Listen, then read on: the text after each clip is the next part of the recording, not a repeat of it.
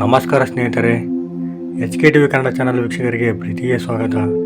ಈ ವಿಡಿಯೋದಲ್ಲಿ ಸೆಪ್ಟೆಂಬರ್ 2025ರಲ್ಲಿ ಕುಂಭರಾಶಿಯವರಿಗೆ ಯಾವೆಲ್ಲ ಶುಭ ಫಲಗಳಿವೆ ಮತ್ತು ಯಾವೆಲ್ಲ ಅಶುಭ ಫಲಗಳಿವೆ ಹಾಗೂ ಹಣಕಾಸು, ವೃತ್ತಿ, ಆರೋಗ್ಯ, ವ್ಯಾಪಾರ, ಉದ್ಯೋಗ, ಶಿಕ್ಷಣದ ಬಗ್ಗೆ ಸಂಪೂರ್ಣವಾಗಿ ತಿಳಿಸ್ಕೊಡ್ತೀವಿ.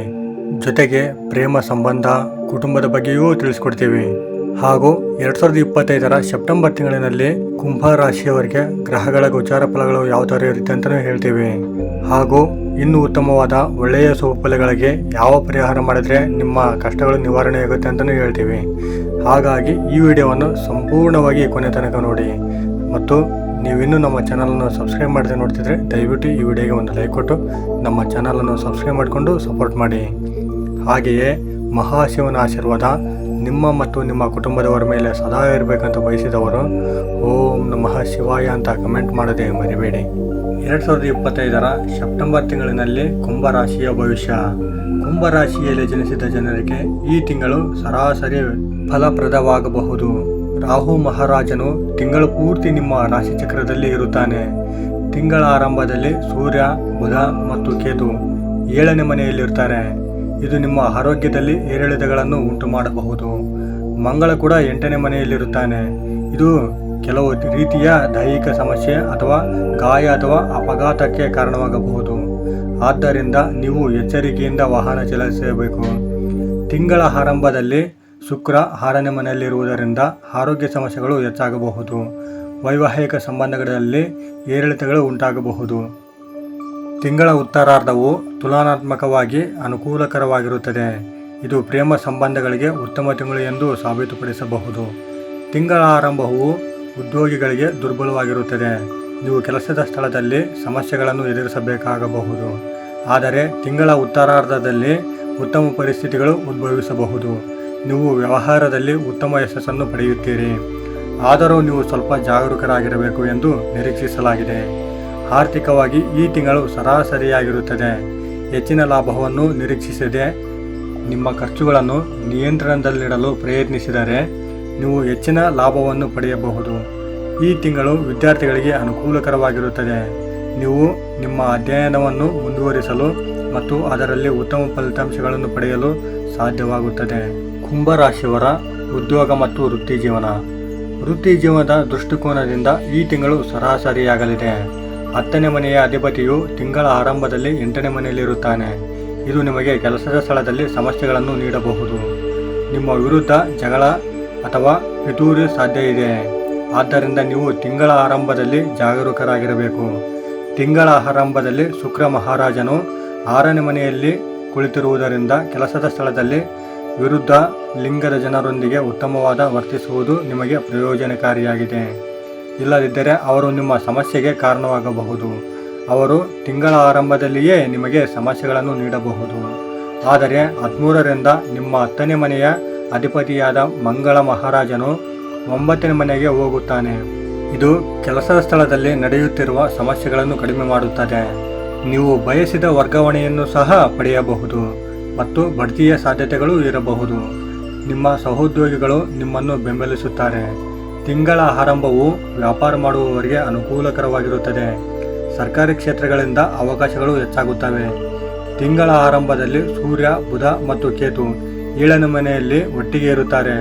ಇದರಿಂದಾಗಿ ಸರ್ಕಾರಿ ವಲಯದ ಪ್ರಭಾವಿ ಜನರ ಸಹಾಯ ಮತ್ತು ಬೆಂಬಲ ಸಿಗುತ್ತದೆ. ಇದು ವ್ಯವಹಾರದಲ್ಲಿ ಪ್ರಗತಿ ಕಾರಣವಾಗುತ್ತದೆ. ತಿಂಗಳ ಉತ್ತರಾರ್ಧದಲ್ಲಿ ಸೂರ್ಯ ಮತ್ತು ಬುಧ 8ನೇ ಮನೆಗೆ ಸ್ಥಳಾಂತರಗೊಳ್ಳುತ್ತಾರೆ ಮತ್ತು ಶುಕ್ರ 7ನೇ ಮನೆಗೆ ಬರುತ್ತಾರೆ. ಈ ಸಮಯ ವ್ಯವಹಾರದಲ್ಲಿಯೂ ಪ್ರಗತಿಯನ್ನು ತರಬಹುದು. ಕುಂಭರಾಶಿಯವರಿಗೆ ಸೆಪ್ಟೆಂಬರ್ 2025ರಲ್ಲಿ ಹಣಕಾಸಿನ ಆರ್ಥಿಕ ಸ್ಥಿತಿ ಹೇಗಿರುತ್ತೆ ಅಂತ ನೋಡೋಣ.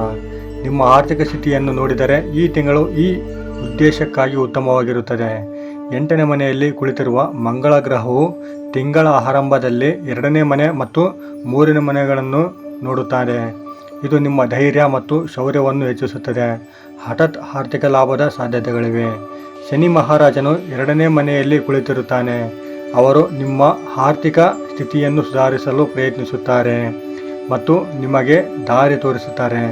ನೀವು ನಿಮ್ಮ ಹಣವನ್ನು ಉಳಿತಾಯ ಮಾಡುವ ಯೋಜನೆಯಲ್ಲಿ ಹೇಗೆ ಹೂಡಿಕೆ ಮಾಡಬಹುದು ಮತ್ತು ಆ ಹಣವನ್ನು ಗಳಿಸಬಹುದು ಮತ್ತು ಉತ್ತಮ ಬ್ಯಾಂಕ್ ಬ್ಯಾಲೆನ್ಸ್ ಅನ್ನು ಸ್ಥಾಪಿಸಬಹುದು. ಬೃಹಸ್ಪತಿ ಮಹಾರಾಜನು ತಿಂಗಳು ಪೂರ್ತಿ 11ನೇ ಮನೆಯಲ್ಲಿರುತ್ತಾನೆ ಮತ್ತು ನಿಮ್ಮ ಆದಾಯದಲ್ಲಿ ಹೆಚ್ಚಳದ ಸಾಧ್ಯತೆಗಳನ್ನು ಸೃಷ್ಟಿಸುತ್ತಾನೆ. ತಿಂಗಳ ಮೊದಲಾರ್ಧದಲ್ಲಿ ಬುಧ ಮತ್ತು ಸೂರ್ಯನ ಸ್ಥಾನ ಮತ್ತು ತಿಂಗಳ ಉತ್ತರಾರ್ಧದಲ್ಲಿ ಶುಕ್ರ ಸ್ಥಾನವು ನಿಮ್ಮನ್ನು ಆರ್ಥಿಕವಾಗಿ ಯಶಸ್ವಿಯಾಗಿಸಲು ಸಹಾಯವಾಗಬಹುದು. ಈ ತಿಂಗಳು ನೀವು ಷೇರು ಮಾರುಕಟ್ಟೆಯಲ್ಲಿ ಹೂಡಿಕೆ ಮಾಡಲು ಬಯಸಿದರೆ ಸರ್ಕಾರಿ ಕ್ಷೇತ್ರದಲ್ಲಿ ಹೂಡಿಕೆ ಮಾಡುವುದು ಹೆಚ್ಚು ಪ್ರಯೋಜನಕಾರಿಯಾಗಲಿದೆ. ಶಿಕ್ಷಣ ಮತ್ತು ಹಣಕಾಸಿಗೆ ಸಂಬಂಧಿಸಿದಂತೆ ಕ್ಷೇತ್ರಗಳಲ್ಲಿ ಹೂಡಿಕೆ ಮಾಡುವುದು ನಿಮಗೆ ಹೆಚ್ಚು ಪ್ರಯೋಜನಕಾರಿ ಎಂದು ಸಾಬೀತುಪಡಿಸಬಹುದು.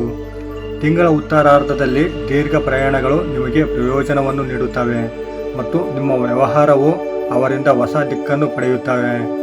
ಈ ಪ್ರವಾಸಗಳಿಂದ ಹಣಕಾಸಿನ ಲಾಭದ ಸಾಧ್ಯತೆಯೂ ಇರುತ್ತದೆ.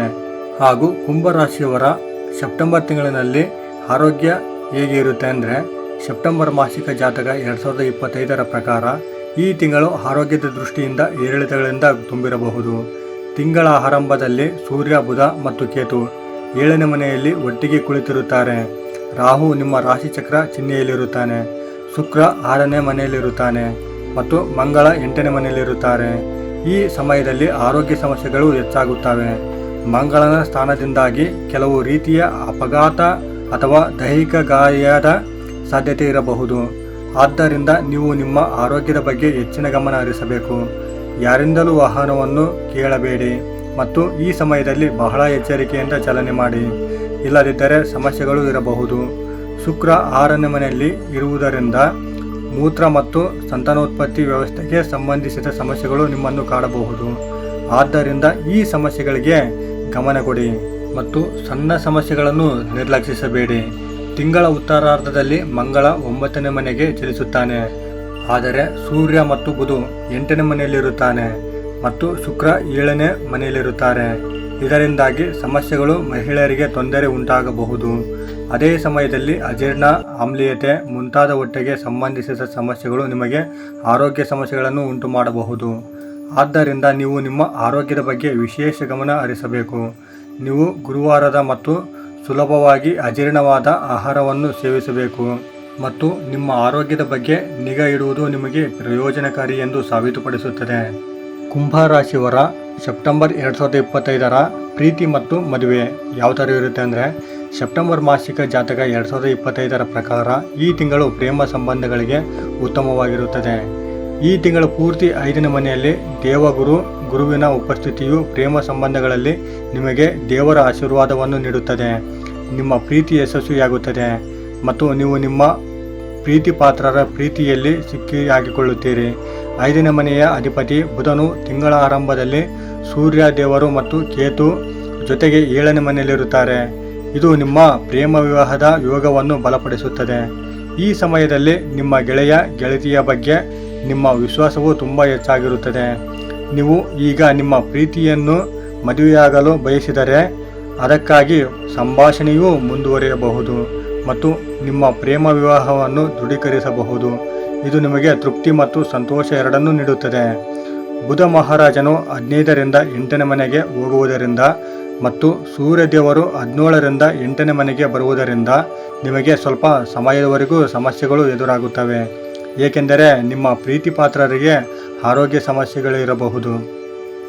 ಈ ಸಮಯದಲ್ಲಿ ಅವರೊಂದಿಗೆ ಚೆನ್ನಾಗಿ ವರ್ತಿಸಿ ಮತ್ತು ಉತ್ತಮ ಸಂಭಾಷಣೆ ನಡೆಸಿ. ಅದು ನಿಮ್ಮ ಸಂಬಂಧವನ್ನು ಮುಂದಕ್ಕೆ ಕೊಂಡೊಯ್ಯುತ್ತದೆ. ವಿವಾಹಿತ ಸ್ಥಳೀಯರಿಗೆ ತಿಂಗಳ ಆರಂಭವು ಸುಧಾರಣೆಯಾಗಿರುತ್ತದೆ. 7ನೇ ಮನೆಯಲ್ಲಿ ಸೂರ್ಯ, ಬುಧ ಮತ್ತು ಕೇತುವಿನ ಪ್ರಭಾವವು ಸಣ್ಣ ಪುಟ್ಟ ಸಮಸ್ಯೆಗಳ ಹೊರತಾಗಿಯೂ ಸಂಬಂಧವನ್ನು ನೋಡಿಕೊಳ್ಳುತ್ತದೆ. ಮತ್ತೊಂದೆಡೆ 15ರಿಂದ ಬುಧ ಮತ್ತು 17ರಿಂದ ಸೂರ್ಯ ಇಬ್ಬರೂ 8ನೇ ಮನೆಗೆ ಚಲಿಸುತ್ತಾರೆ. ಆದರೆ ಈ ಸಮಯದಲ್ಲಿ 15ರಂದು ಶುಕ್ರನು 7ನೇ ಮನೆಗೆ ಬರುತ್ತಾನೆ. ಸಂಬಂಧದಲ್ಲಿ ಪ್ರೀತಿಯನ್ನು ಹೆಚ್ಚಿಸುತ್ತಾನೆ ಹಾಗೂ ಪರಸ್ಪರ ಗೌರವವನ್ನು ಸುಧಾರಿಸಲು ಪ್ರಯತ್ನಿಸುತ್ತಾನೆ. ನೀವು ನಿಮ್ಮ ಅತ್ತೆ ಮಾವಂದರೊಂದಿಗೆ ಚೆನ್ನಾಗಿ ವರ್ತಿಸಬೇಕು ಮತ್ತು ಅವರು ಇದರಲ್ಲಿ ಯಾವುದೇ ಸಮಸ್ಯೆಯನ್ನು ಸೃಷ್ಟಿಸಿದರೆ ಅವರೊಂದಿಗೆ ಮುಕ್ತವಾಗಿ ಮಾತನಾಡುವ ಮೂಲಕ ಸಮಸ್ಯೆಯನ್ನು ಪರಿಹರಿಸಬಹುದು.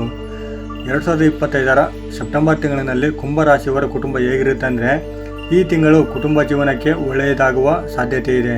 ಶನಿ ಮಹಾರಾಜನು ಇಡೀ ತಿಂಗಳು 2ನೇ ಮನೆಯಲ್ಲಿ ಕುಳಿತಿರುತ್ತಾನೆ ಮತ್ತು ಅವರ ದೃಷ್ಟಿ ನಿಮ್ಮ 4ನೇ ಮನೆಯ ಮೇಲೆ ಇರುತ್ತದೆ. 2ನೇ ಮನೆಯ ಅಧಿಪತಿ ಬೃಹಸ್ಪತಿ ಮಹಾರಾಜನು ಇಡೀ ತಿಂಗಳು 5ನೇ ಮನೆಯಲ್ಲಿ ಕುಳಿತಿರುತ್ತಾನೆ. ಇದರಿಂದಾಗಿ ಕುಟುಂಬ ಸಂಬಂಧಗಳಲ್ಲಿ ಬಲವಾಗಿರುತ್ತದೆ. ಪರಸ್ಪರ ಸಾಮರಸ್ಯವು ಉತ್ತಮವಾಗಿರುತ್ತದೆ ಮತ್ತು ಕುಟುಂಬದಲ್ಲಿ ಸಾಮರಸ್ಯದ ಭಾವನೆ ಇರುತ್ತದೆ.